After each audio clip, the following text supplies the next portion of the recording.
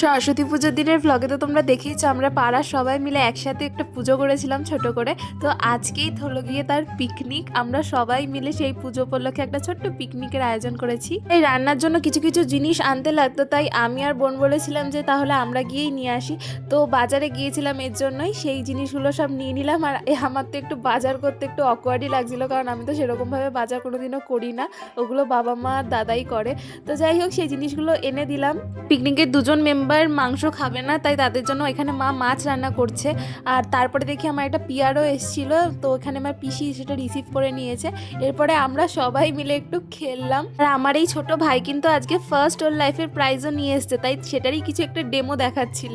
এরপরে একটু খেয়ে দিয়ে ঘুমিয়েছিলাম দুপুরবেলা। এরপরে আমার একটা শ্যুট ছিল, সেটা করে আবার চলে গিয়েছিলাম আমাদের পিকনিক স্পটে। মানে আমাদের এখানে পাশেই হয়েছে সব রান্না বান্না, এখানে মায়েরা মিলে সবাই মিলে এখানে রান্না করছিল।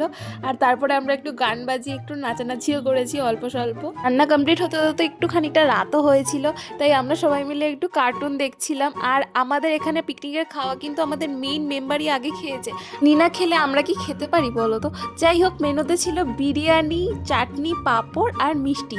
তো যাই হোক, আমি তো অনেকটা খেয়েছি কারণ খুব খিদেও পেয়ে গিয়েছিল। সো এভাবেই কাটলো আজকে পিকনিকের দিন। That was it for today.